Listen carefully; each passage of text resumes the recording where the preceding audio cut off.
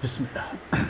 Sur le chemin du retour, Rebecca se laissa aller dans le confortable siège de cuir de la Mercedes et ferma les yeux. De temps à autre, elle sentait le regard de Damon la caresser, mais ils ne se disaient rien. Leur désir mutuel était palpable, oppressant. Une fois devant la maison, elle marmonna un remerciement et bondit hors de la voiture avant même que celle-ci soit complètement immobilisée.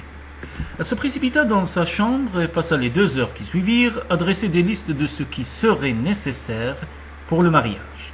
Les robes des demoiselles d'honneur, les fleurs, les menus, les coups de téléphone à passer, tout ce qui était possible pour s'occuper l'esprit en attendant le retour de Tiji et éviter de penser à l'outrageuse proposition de Damon. Elle n'arrivait toujours pas à y croire.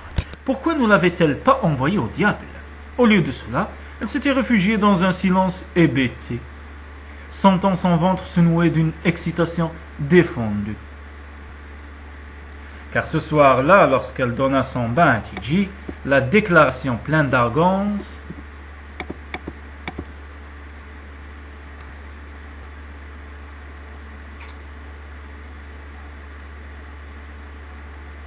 lui résonnait toujours aux oreilles. « Je serai ton amant. » Pourtant, elle était presque déçue. Damon n'était pas venu frapper à sa porte de tout l'après-midi. Son attitude la confondait. Pourquoi n'était-il pas venu la chercher? Et surtout, pourquoi lui avoir fait une telle déclaration? Elle savait bien qu'il la détestait, mais maintenant elle lui était sympathique, avait-il dit. Elle ferma les yeux pour essayer de s'éclaircir les idées. Lorsqu'elle les rouvrit, Tiji la dévisageait, l'éponge pleine de savon à la main. Elle la lui prit et commença à le savonner. Il était rentré avec Démétra ravi, fatigué et couvert de terre. Visiblement, elle ne lui avait pas manqué du tout. « Maman, fit-il de sa voix flûtée, Démétra a acheté des gros poissons à la Poluisante, finit-il après une seconde d'hésitation. Aux écailles luisantes, le corrigea-t-elle machinalement. Sa pensée se remit à s'éloigner sans qu'elle puisse l'en empêcher. Comment Damon pouvait-il passer de détester à quelque chose d'aussi insipide que la trouver sympathique? Et comment pouvait-elle en être flattée? Il n'était pas question qu'elle se contente de ça. Lui avait dit qu'il voulait être son amant. Pourquoi? Au plus profond d'elle-même, elle le savait. C'était une question d'alchimie. Cette attraction entre eux ne s'apaiserait jamais jusqu'à ce qu'elle soit assouvie. Qu'il la trouve sympathique, qu'il veuille la connaître, ce n'était rien de plus que des mots destinés à l'attirer dans son lit. Sans qu'elle sache comment, il avait compris qu'elle souhaitait plus que tout au monde son respect, son admiration, son estime. Comme tout cela était affligeant, un éclaboussement la ramena à la réalité. Tiji venait de sauter dans l'eau et il riait à gorge déployée. Elle feignit un grognement irrité et attira son petit corps mouillé qui se tortillait contre elle. D'une main, elle prit une serviette, l'y enroula et le tapota pour le sécher. Démétra a mis un filet sur le bassin pour que les oiseaux ne mangent pas les poissons, continua l'enfant. C'est vrai, approuva-t-elle en lui frottant les cheveux. Si un héron les prenait, ça n'irait pas du tout. Nous avons nourri les canards au parc. Ils sont très gourmands, déclara-t-il d'un ton approbateur. Démétra a dit que la prochaine fois nous emporterions 2 pains. Cela faisait quelques jours à peine que Tiji était là, et il était parfaitement chez lui, au corps même de la famille Astériade. Rentrer allait être un déchirement pour lui. Pleine d'appréhension, elle lui posa un baiser rapide sur la tête. « Maman, est-ce qu'on pourrait voir un bassin avec des poissons et des canards, s'il te plaît ?»« Nous verrons, » répondit-elle en se forçant à sourire. Cela l'aiderait peut-être à surmonter la séparation. Tiji était à l'âge où l'eau et les animaux fascinent. Lorsqu'elle l'emmenait au parc ou à la mer, elle devait faire preuve d'une vigilance constante. C'était là qu'un père manquait. Avec un soupir, elle suspendit la serviette, puis remarquant que son fils avait mis son bas de pyjama sens devant derrière, elle s'accroupit pour l'aider. « Non, » protesta-t-il avec toute la détermination de ses 3 ans. « C'est moi. » Il secoua la tête. Son bébé grandissait si vite, sans figure paternelle pour le guider. Mais n'en avait-il pas été de même pour elle? Et comme elle l'avait dit à Damon tout à l'heure, elle n'avait aucune raison de se marier. Jamais. Surtout pas pour le sexe. Elle ne voulait pas de Damon Astériade pour amant. La semaine passa à toute allure. Le samedi, quand Rebecca entra dans la salle à manger avec Tiji, Damon les attendait. « Il avait troqué sa tenue d'homme d'affaires contre un Lewis délavé et une chemise Ralph Lauren blanche, lui adressant un sourire ravageur. « Je pars lundi à Los Angeles pour affaires. J'ai donc pensé qu'aujourd'hui nous pourrions aller pique-niquer. » Elle sentit une boule se former au creux de son ventre. « Je voulais passer du temps avec TG, répondit-elle le cœur serré. Je l'ai à peine vu. Bien entendu, TG est de la partie, l'interrompit-il. Pique-nique, scanda TG en sautillant sur place. Il va adorer, pouvait-elle intriguer. Que Damon mijotait-il encore? Il les emmena passer la journée à Goat Island, une réserve marine à 1 heure de route d'Auckland. Le soleil était chaud et devant les Plutukawa, la mer venait mourir sur la plage. Ils se promenèrent à loisir, les pieds dans l'eau peu profonde du rivage, les oreilles dans le sable chaud, des poissons volants bleus leur jaillissaient entre les chevilles, arrachant des cris de joie à Tiji. « Quand tu seras plus grand, tu pourras nager jusqu'à l'île, dit Damon un petit garçon, désignant l'affleurement rocheux qui protégeait la baie de la haute mer et donnait son nom à la réserve. Il ne demande que ça, s'exclama-t-elle. Il adore l'eau. À midi, ils dégustèrent le pique-nique préparé par Jane, puis Rebecca s'allonguit sur une serviette, la tête appuyée sur un sac de plage, tandis que Damon et Tiji construisaient des châteaux de sable. Tiji était rayonnant. Quant à Damon, sa vue la bouleversait. Cachée derrière ses lunettes de soleil, elle caressa du regard les muscles durs de son torse, ses abdominaux d'acier et ses cuisses musclées, et elle sentit son souffle se faire plus rapide. Inutile d'essayer de nier l'effet que cela lui faisait. Elle devait s'avouer la vérité et le désirer de toutes ses forces. Détournant le regard, elle se concentra sur les vagues qui venaient lécher la plage. Ne savait-elle pas que Damon représentait un véritable danger? Son attirance pour lui l'avait déjà perdu une fois. Pourquoi serait-ce différent cette fois-ci? Pourtant, lorsqu'à leur retour il l'invita à dîner, elle accepta avec une bouffée de plaisir, tout en se traitant intérieurement d'idiote. Une fois Tiji au lit, ils le laissèrent aux bons soins de Demetra et Sava, et passèrent faire une courte visite à Sula. Celle-ci remarqua immédiatement le jupon style gitane et les épaules dénudées de Rebecca. Son regard se fit perçant. « Vous sortez » demanda-t-elle d'un air innocent. « Nous avons réservé au Shipwork. J'ai promis à Rebecca de l'emmener manger des fruits de mer. Nous avons emmené Tiji à Goat Island aujourd'hui, » s'empressa d'ajouter Rebecca pour empêcher Sula de se faire des idées. « Et j'ai émis le regret de ne pas pouvoir pêcher dans la réserve. Du coup, Damon a insisté pour m'inviter ce soir. »« Je vois, » fit Sula avec un sourire énigmatique, la laissant perplexe. Que voyait-elle juste? La soirée se passa comme dans un rêve. Damon se montra le plus merveilleux des compagnons. Une lueur chaleureuse s'allumait dans son regard chaque fois qu'elle parlait. Il riait souvent, et à voir sa bouche souriante, elle avait les jambes en coton. Elle aurait voulu que la soirée ne se termine jamais. De plus, elle soupçonnait la façon dont il avait envie de la voir se finir. Elle devait se rappeler qu'elle n'avait aucune intention de tomber sous le charme de Damon Astériade, de le laisser devenir son amant. Elle se trouva donc assez déconcertée lorsqu'il lui dit bonsoir devant la porte de sa chambre, sans même lui effleurer la joue d'un baiser. Le dimanche matin, il les attendait de nouveau. Cette fois, il avait programmé une visite au zoo. Tiji était dans son élément, il courait partout, ouvrant des yeux comme des soucoupes devant les lions, les éléphants, les rhinocéros. Pendant ce temps, elle-même faisait de son mieux pour ne pas regarder Damon avec insistance. Celui-ci n'avait pas l'air de se rendre compte, riant avec le petit garçon des pitreries des singes et des otaries. Il semblait ne pas remarquer le frisson qui l'électrisait au moindre frôlement de leurs mains. Ce soir-là, en donnant son bain à un Tiji épuisé et gorgé de soleil, les pensées de Rebecca revinrent à l'attitude étrange de Damon. Elle était de plus en plus intriguée. Où diable voulait-il bien en venir? Après un lundi de folie passé à escorter Demetra chez une demi-douzaine de stylistes, quand Rebecca descendit dîner après avoir couché Tiji, elle fut surprise de trouver Damon attablé avec les fiancés. Elle prit place entre les deux frères en riant un récit que faisait Demetra de son infernale journée d'essayage. « Avoue que tu t'es bien amusé, » répliqua-t-elle le regard brillant de malice. « Plus que je ne l'aurais cru, » reconnut la jeune femme. « Tu savais déjà ce que j'aimerais ?»« C'est mon travail. » lui répondit-elle avec un sourire, avant d'enchaîner à l'intention de Damon. « Je pensais que tu partais en voyage d'affaires aujourd'hui. » Regrettant immédiatement sa question, elle baissa les yeux sur la tranche de melon posée devant elle. Damon ne devait en aucun cas s'emballer sur le fait qu'elle était obsédée par ses moindres gestes.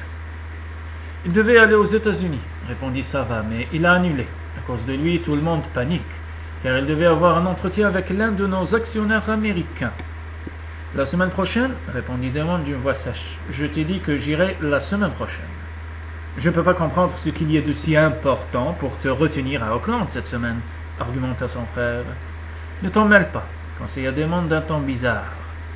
Elle lança un coup d'œil détaché à ce dernier, et son son s'affola, car il l'enveloppait d'un regard enflammé.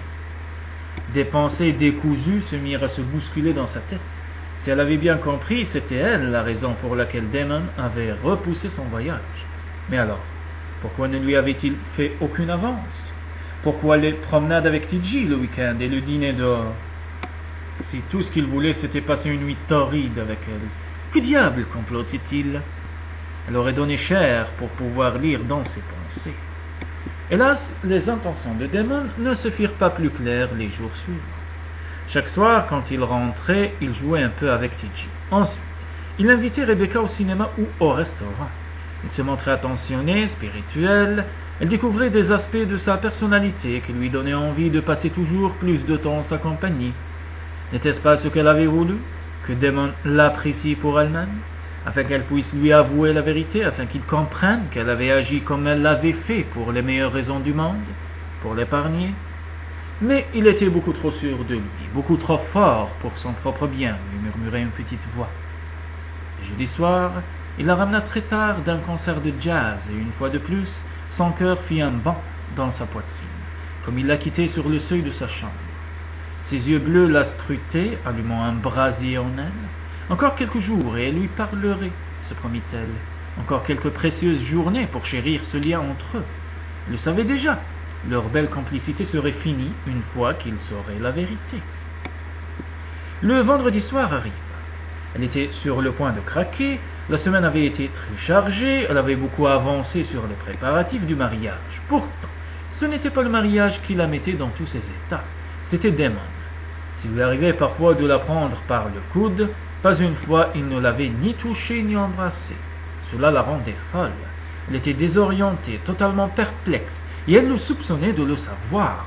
Aucun doute, Damon avait la situation en main, comme tout dans sa vie, y compris elle-même. Ils devaient se retrouver à 19h sur la terrasse, mais elle avait oublié de lui demander ce qu'ils allaient faire ce soir, et elle n'avait pas vérifié si Demetra et Sava pouvaient garder TG. Elle n'était pas sûre de pouvoir endurer une nouvelle soirée amicale en sa compagnie. Elle avait tellement envie d'aller plus loin. Les rayons du soleil couchant se reflétaient dans l'eau calme de la piscine. À 19h pile, Damon vit Rebecca s'avancer sur la terrasse. Elle s'immobilisa un instant, et il sentit son ventre se nouer d'émotion. Vêtue d'un large pantalon noir, elle portait des sandales hautes à lanières qui lui donnaient une allure élancée et incroyablement sexy. Un chemisier bleu électrique moulait ses seins voluptueux. Le regard de Damon se posa sur le pendentif en opale bleu qui se détachait sur sa peau crémeuse à la naissance des seins, et il réprima une instinctive bouffée de possessivité. Bientôt, Rebecca serait sienne, et alors elle ne porterait que les bijoux qu'il lui offrirait, pas les colifichets des autres hommes. Quelle ponctualité, fit-il d'une voix nonchalante. Tu es une perle rare. Sa remarque sembla laisser Rebecca indifférente. Elle sourit de son sourire, langoureux et sexy, et une vague de chaleur l'envahit. Il oublia l'opale et celui qui la lui avait offerte. Difficile de changer ses habitudes, fit-elle remarquer en acceptant avec un sourire le verre qui lui tendait. Oui, tu as toujours eu la réputation d'être très professionnel en affaires. Je sais cela. Hélas, la réputation de la femme privée était bien différente, songea-t-il contrarié. Une ombre passa alors sur le visage de la jeune femme. « À quoi penses-tu » lui demanda-t-il, incapable de se débarrasser de cette compulsion qu'il avait de connaître ses pensées. « À rien. »« Dis-moi. » Avec un soupir, elle toucha l'opale à son cou. « C'est Aaron qui m'a enseigné l'importance de la ponctualité. Ton commentaire m'a rappelé combien il m'a appris. » Il se força à ne pas regarder le pendentif, pas plus qu'il ne voulait penser à Felicity. Il ne souhaitait penser au mari disparu de Rebecca. ne voulait pas que le passé vienne s'interposer entre eux. Tout ce qu'il souhaitait, c'était la compagnie de cette femme fascinante. Cette nuit, Rebecca serait sienne, et ce, jusqu'à ce qu'il se lasse d'elle. Il savait que ce serait le cas, il ne pouvait en être autrement. « Que penses-tu du vin » demanda-t-il, changeant de sujet. Rebecca leva son verre à ses lèvres. « Il est fruité, comme un bon chardonnay, doit l'être. Il a une belle robe, reprit-elle en levant son verre, les rayons du soleil couchant transformant le breuvage en or pur. Elle avalait une autre gorgée. Il est frais, avec un soupçon de quelque chose que j'ai du mal à analyser, un peu sucré, melon, ananas, demanda-t-il, heureux de pouvoir la taquiner. Les yeux plissés, elle lui lança un regard narquois. Non, je crois que c'est un goût de miel. De miel répéta-t-il. Le miel, cela lui rappelait le baiser trop bref qu'ils avaient échangé au cours du déjeuner, l'autre jour. La bouche de Rebecca en avait le goût, un goût sucré dont on devenait dépendant. Il sentit une langueur s'emparer de ses membres en se rappelant le désir qui l'avait submergé. Rebecca resta silencieuse, un frisson la traversa et elle se frotta les bras. « Tu as froid » demanda-t-il d'une voix douce. Mais il savait que ce n'était pas le froid qui donnait la chair de poule à la jeune femme. C'était la même fièvre violente qui l'animait lui-même. Il secoua la tête. « Rebecca » commença-t-il. « Où est Démétra » interrompit-elle. « Et ça va ?» Il s'adossa à sa chaise, se forçant à se détendre. Il ne devait pas la brusquer. Sava a emmené Démétra à Waitomo faire du rafting. Ils ne rentreront pas avant dimanche matin, ou plus tôt. Inutile de les attendre, finit-il avec un sourire entendu. Rebecca but une nouvelle gorgée, puis se pencha pour poser son verre sur la table. « Et Jane, je ne voudrais pas la retenir pour servir le dîner, » reprit-elle rapidement, son débit trahissant son trouble. Il s'approcha satisfait de l'avoir abandonné sans flegme, il voulait la voir perdre son calme. « Jane est partie pour le week-end il y a une demi-heure environ. Elle nous a préparé des plats froids. Nous dînerons dès que tu le voudras. Il est encore tôt. » « Et Johnny ?»« Johnny est chez sa fille. Il a 2 petits-enfants. Il rentrera demain. » Il attendit sa réaction et ne fut pas déçu. Les yeux de velours noir s'écarquillèrent, s'assombrissant à mesure qu'elle prenait conscience de la signification de ses paroles. « Cela veut dire que... » Sa voix se fit rauque et se brisa. « Que nous sommes seuls, finit-il à sa place. Seul avec Tidji. » Elle le dévisagea bouche bée. Il dort » bégaya-t-elle.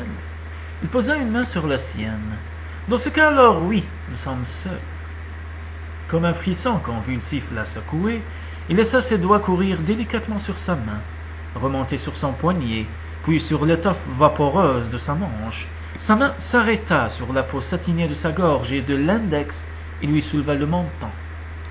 Le beau regard sombre de Rebecca était inquiet, mais sous l'incertitude, il devenait la passion qui l'embrasait. « Tu sais ce que j'ai prévu de faire, n'est-ce pas ?»« Oui, » acquiesça-t-elle dans un murmure. Cela lui suffisait pour l'instant. « Je vais t'embrasser, » chuchota-t-il en se penchant vers elle. Il lui frôla les lèvres, une caresse légère, comme pour la taquiner, mais il sentit son désir se préciser et ne pouvait plus se contenir. Avec un gémissement avide et possessif, il s'empara de ses lèvres. Quand sa langue se glissa dans la douceur sucrée de cette bouche au goût de miel, il oubliait tout. Il attira Rebecca sur ses genoux, la serra contre lui. Son corps était doux. Ses rondeurs féminines épousaient la dureté de ses muscles. Ses petits gémissements de plaisir le galvanisaient. Il intensifia son baiser. Après un long moment, il releva la tête et de ses mains qui tremblaient, lui dégrafa son chemisier. Glissant une main à l'intérieur, il s'empara de la rondeur d'un sein et en caressa la pointe dure contre son pouce. Elle avait le souffle court. Il reprit sa bouche, la dévora. Leurs langues se pourchassaient en un balai langoureux tandis qu'il continuait à palper le mamelon durci. Et les frissons qui électrisaient Rebecca se répercutaient en lui. Chaque fois qu'elle se déplaçait sur ses genoux, il sentait son érection tendre son jean. Haletant, emporté par une vague de plaisir d'une violence que jamais il n'avait éprouvée, il s'obligea à s'interrompre. « Viens » chuchota-t-il en se levant et en la prenant par la main. « Où » demanda-t-elle, le regard étincelant de passion. « À l'intérieur » répondit-il. « Ce soir, je veux être ton amant. » Elle le regarda bouche bée. « Ton amant » Rebecca, répéta-t-il. « Oui, murmura-t-elle dans un souffle. C'était ce qu'il attendait. Sa capitulation pleine et entière, il allait lui faire perdre le contrôle. Il allait faire tomber sa façade, dévoiler la femme qu'aucun de ses amants précédents n'avait jamais vue. Rebecca était allongée sur le lit de Damon, encore habillée. « Comme ta peau est douce, » fit celui-ci langoureux. Il fit glisser son chemisier sur ses épaules et lui libéra les seins. « Comme ils sont beaux, si lourds, si ronds !» s'extasia-t-il en les enveloppant d'une caresse possessive. Se cambrant voluptueusement malgré elle, elle poussa leur rondeur dans le creux de ses pommes. Damon la fixa, comme transfigurée, puis s'aboucha par l'une des pointes corail. La sensation qui explosa en elle ne ressemblait en rien à ce qu'elle avait connu avant. Une boule de feu s'embrasa entre ses jambes, et un sang rauque lui monta à la gorge. Il leva la tête, son regard bleu scintillait, toute son attention concentrée sur elle, elle seule. Elle sentit sa bouche se dessécher. C'était l'homme qu'elle attendait depuis toujours. Comme s'il savait exactement ce qu'elle voulait, Damon s'allongea sur elle, nichant son sexe gonflé au creux de sa féminité, l'accablant d'une sensation inexprimable, comme si elle avait trouvé sa moitié. Pantelante, elle laissa échapper un gémissement de volupté et goûta sa joue avec avidité. Sa peau avait un goût salé, viril. Son grand corps vigoureux frissonnait encore le sien. Elle sentit qu'il lui arrachait son pantalon, puis son slip se volatilisa aussi.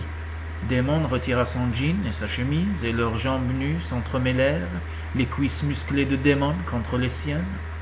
La respiration saccadée, elle écarta les jambes et sans un mot, ondula les hanches, l'invitant à s'immiscer enfin en elle. « Tu me veux, n'est-ce pas ?»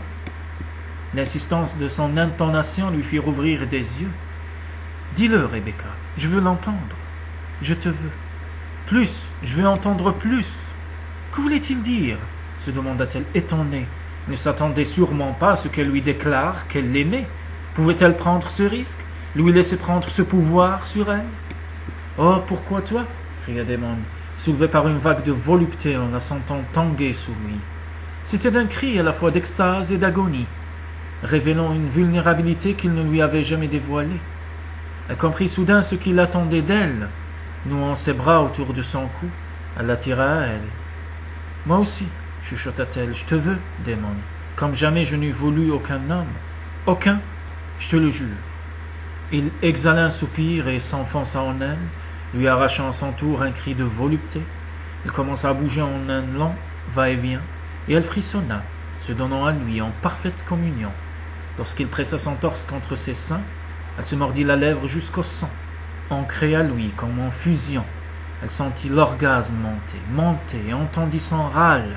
« Je ne peux plus attendre, » murmura Damon. « Viens, » l'invita-t-elle comme en rêve. « Reste avec moi pour toujours. » Il rouvrit les yeux, et elle y lut de la confusion.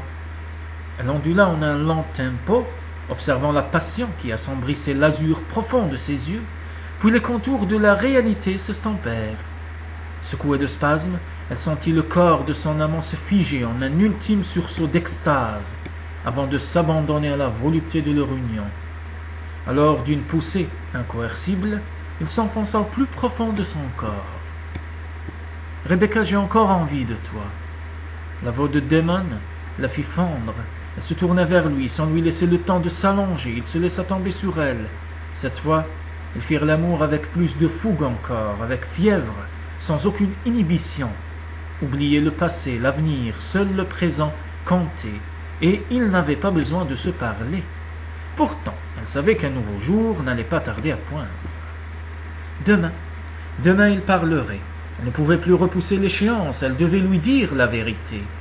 Lorsque les premières lueurs de l'aube se glissèrent dans la chambre, elle se leva et enfila ses vêtements. Damon dormait, la respiration profonde et régulière. Debout à côté du lit, elle réprima l'envie d'embrasser son menton, ombré d'une barbe naissante, de caresser la peau de son épaule.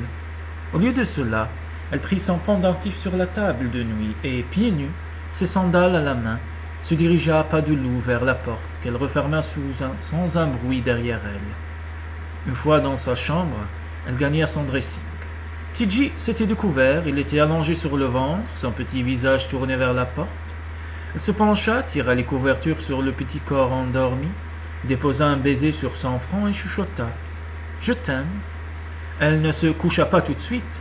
Debout devant la fenêtre ouverte, elle contempla les traînées roses qui déchiraient la pénombre, le bijou serré au creux de sa main. Quelque chose dans les yeux de Damon lui avait fait comprendre qu'il n'aimait pas ce pendentif. Elle ne le porterait plus. Le temps s'était venu de dire adieu à Aaron, de penser au futur, à Damon. La tendresse, la passion que celui-ci lui avait fait connaître cette nuit était sans précédent. Dans ses bras, elle s'était sentie perdre la raison. Elle craignait d'ailleurs de s'être trop dévoilée. Quelle allait être sa réaction lorsqu'il la reverrait? Et comment allait-elle lui dire ce qu'elle savait être obligée de lui avouer? Mon Dieu, il allait la haïr. Après avoir goûté au paradis avec lui, comment pouvait-elle revenir à une existence dans laquelle il la détesterait? Avec précaution, elle rangea le pendentif dans le coffret à bijoux sur sa coiffeuse et le referma. Le bruit du couvercle lui sembla sonner le glas d'une époque révolue. Embrassant le bout de ses doigts, elle en effleura le coffret. Puis passa dans la salle de bain, le corps courbattu, d'une douleur bienheureuse. Ses pensées revinrent à Damon. Ils avaient partagé une telle fièvre, une telle extase. Elle se glissa entre les draps et se laissa aller à revivre par la pensée cette fabuleuse nuit. Restait à savoir si la tendresse qu'il lui avait manifestée subsisterait une fois qu'ils auraient eu la conversation qu'ils devaient avoir. Le simple fait d'y penser la terrifiait.